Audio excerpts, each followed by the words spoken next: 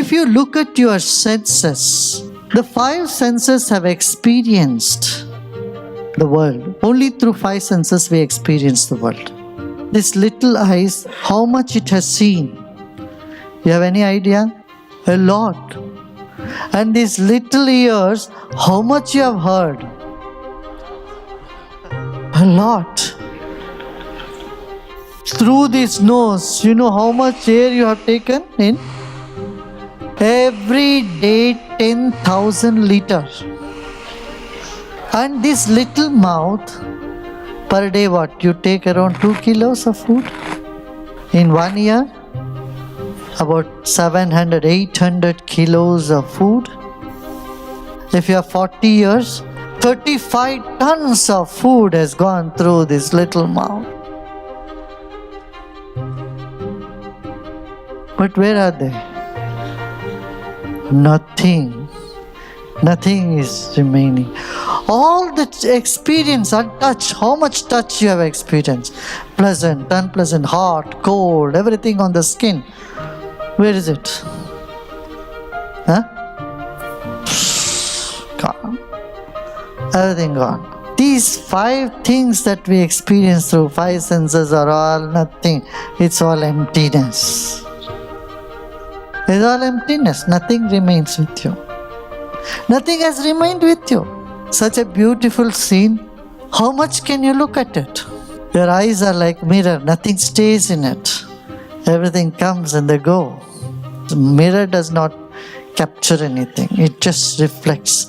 So, all our five senses, they reflect everything and nothing remains with you. My dear, this is all emptiness.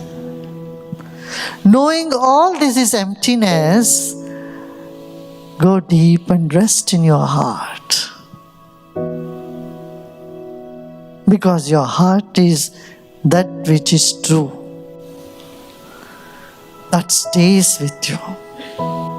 Heart means here not the physical heart, it's the feeling, the deep, subtle, beautiful inner feeling.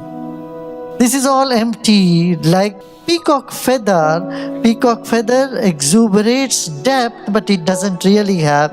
It's so light. In the same way, all the experiences are beautiful, no doubt. But it is not something that is permanent. What is permanent is you, your beautiful feeling of compassion, love. That is what. That's the reason in relationship that though people have all the physical enjoyment, it doesn't satisfy them. What they look for is something deeper. That unless there is love in a relationship, it is never satisfying, it's never complete. And that can happen only through meditation, that experience of deep love. You can go on searching outside, you won't get it there because it is all temporary experiences only. But love is something much deeper, which is in the very basis of your energy, which is very nature of your energy. What is this existence? The five elements: earth, then water, then fire, then air, and ether. It doesn't stop there. If it's only five elements, the whole planet would be just inert. But what brings life into the planet is something more than this.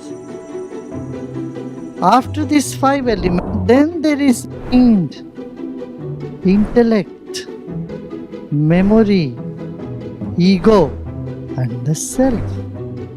I said mind is a fraction of an atom. The size of an atom they described, you take one hair and split it into 100. And then take one of that string and again split it into 100. And then take that one hair of that and split it into 100. Then one tip of that you take again and split it into 10. That is the micro size of a particle.